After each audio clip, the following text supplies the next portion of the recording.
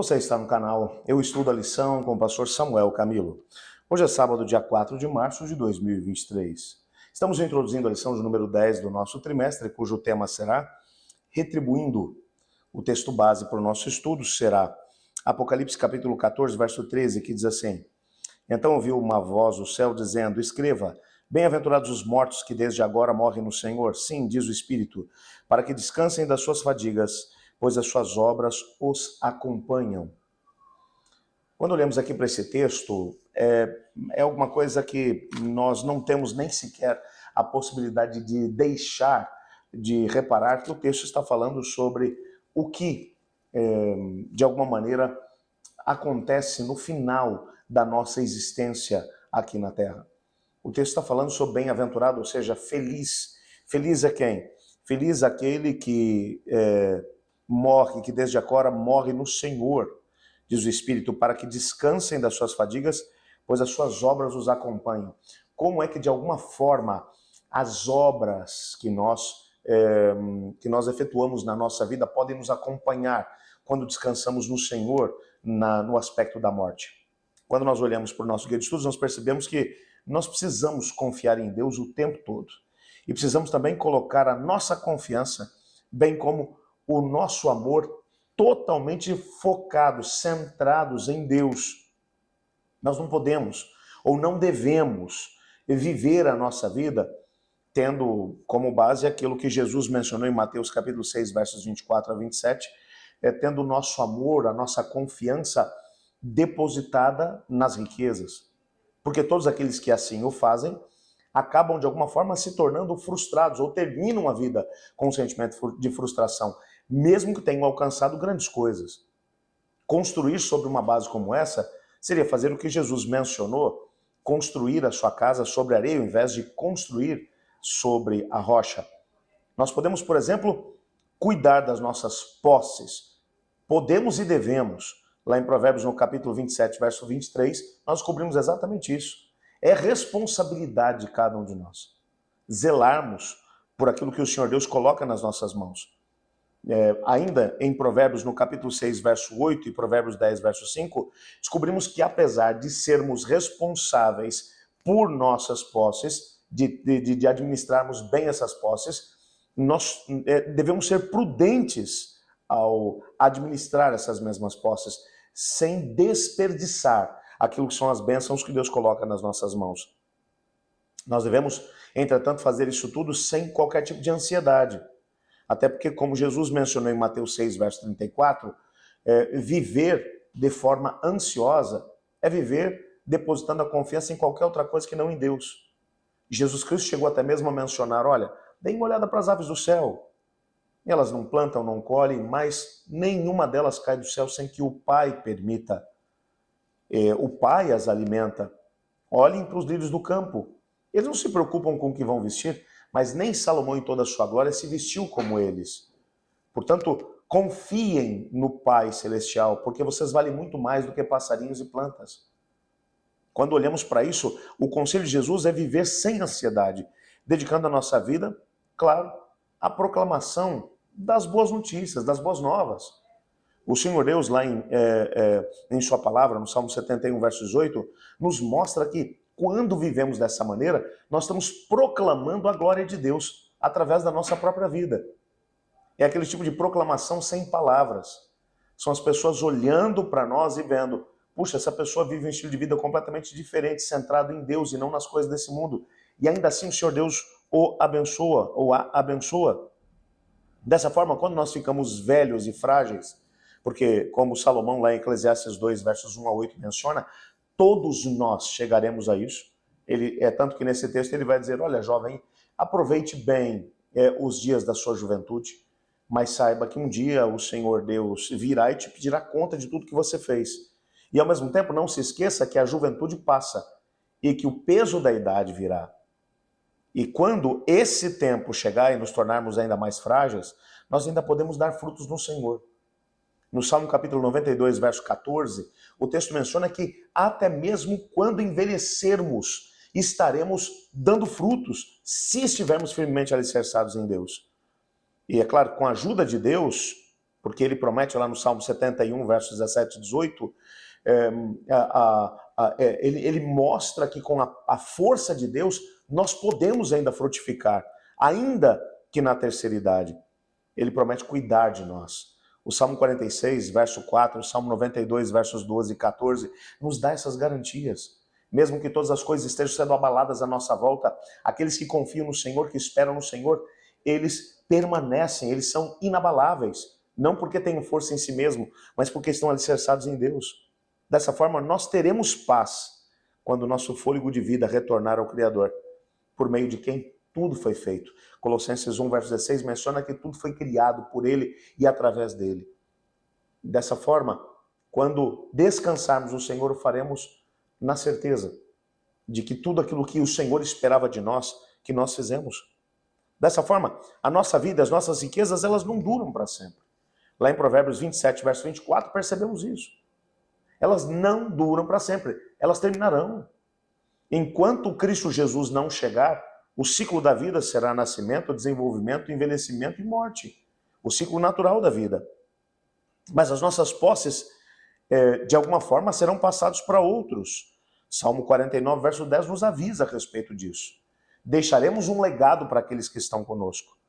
E nós não podemos levar nada conosco. Eclesiastes 5, verso 15, nos lembra disso. Salomão mencionou que tudo que ele quis, ele foi atrás, se tornou um homem mais rico, mais próspero, mas no momento em que ele foi, a sua vida fosse tomada, fosse ceifada, ele sabia que nada ele poderia levar consigo, por isso ele chegou a uma conclusão: tudo é vaidade, é correr atrás do vento.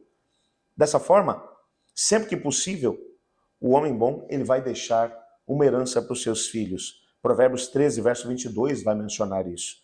E é claro que quando ele for fazer essas coisas, ele deve fazê-lo sempre pensando que aquilo que ele vai deixar que não seja um motivo de briga, de contenda com os filhos. Ele deve se preocupar com isso.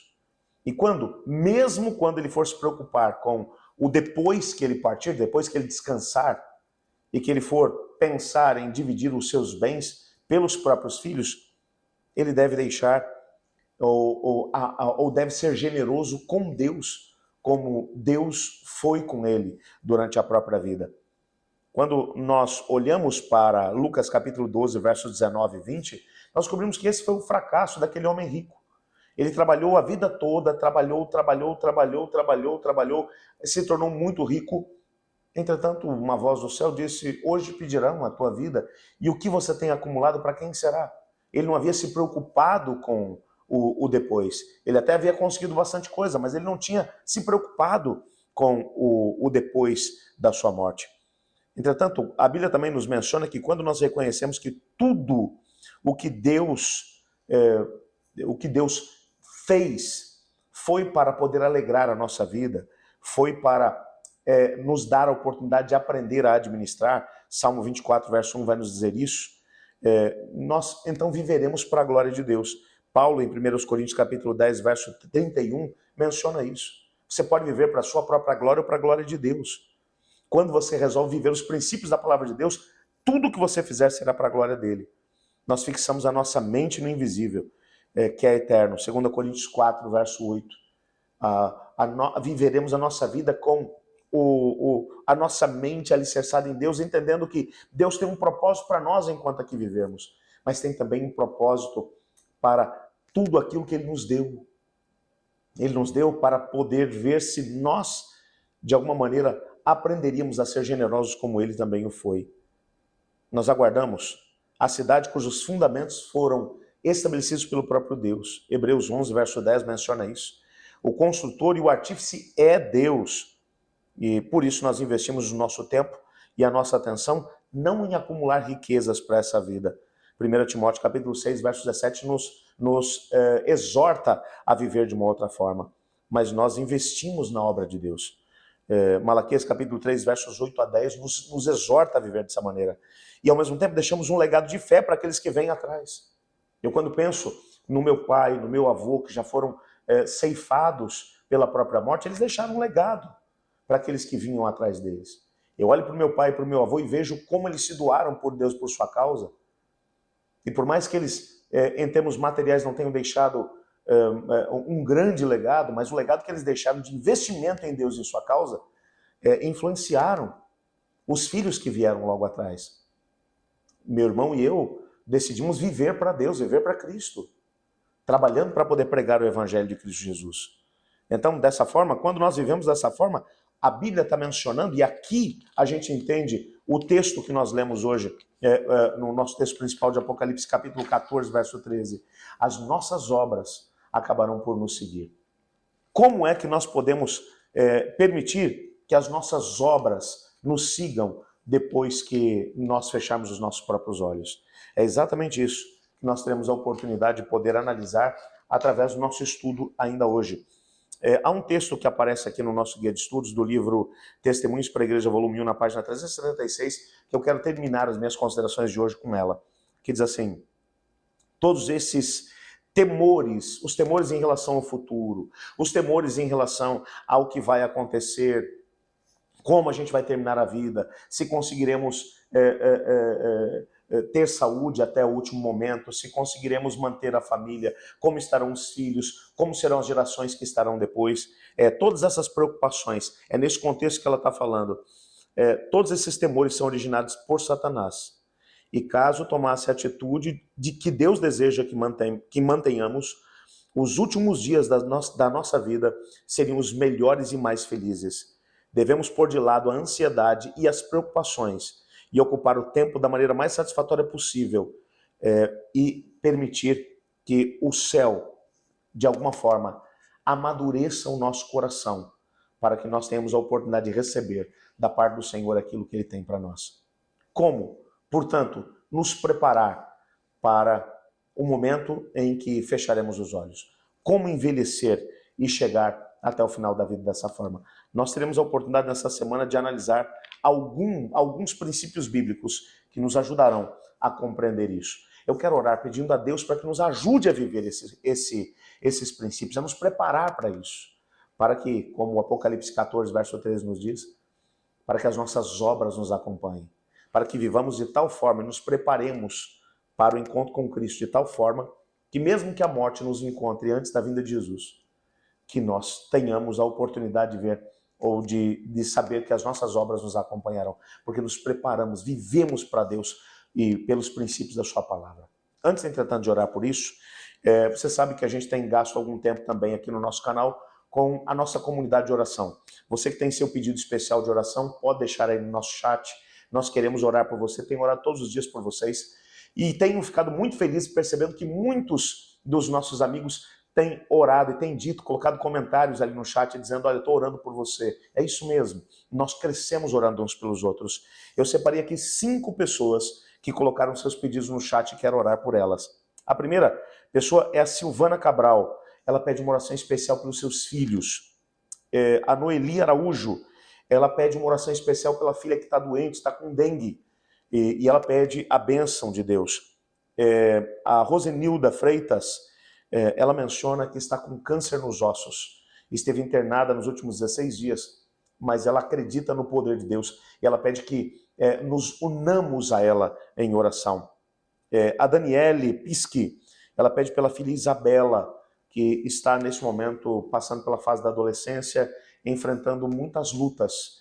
E ela acredita que Deus pode colocar a mão sobre a filha e pede que nos lembremos dela. O Elias Francisco, ele pede oração pela Tânia, que fez uma cirurgia de aneurisma e está em cuidados intensivos nesse momento. Ele pede para que nós nos lembremos dela em oração. E eu quero te convidar nesse momento para que juntos possamos clamar a Deus. Olhe comigo. Obrigado, Pai, por tua palavra e porque nela descobrimos que o Senhor tem planos para cada um de nós. Que o Senhor quer fazer a diferença na nossa história. Nos colocamos em tuas mãos, Pai, clamando em nome de Jesus Cristo, que o Senhor não nos abandone, mas que nos ajude a podermos entender o teu propósito e nos preparar para viver essa vida da melhor maneira possível. E se por acaso o Senhor não vier e a morte nos encontrar, que as nossas obras nos acompanhem, porque vivemos os princípios da sua palavra enquanto aqui estávamos. Também coloco nas suas mãos esses pedidos que aqui mencionamos e os demais que estão colocados no chat. Acreditamos no teu poder. Eu oro por aqueles que precisam de cura, de restauração, aqueles que oram pelos filhos. Pai, coloco tudo nas suas mãos, acreditando na tua resposta em nome de Jesus. Amém. Eu estudo a lição E você?